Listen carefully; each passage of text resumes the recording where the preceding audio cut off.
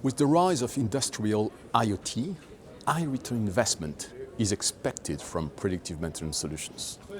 But unfortunately, the lack of historical failure data to train machine learning algorithms has led to a lot of frustrations and disappointments from industrial customers and investors.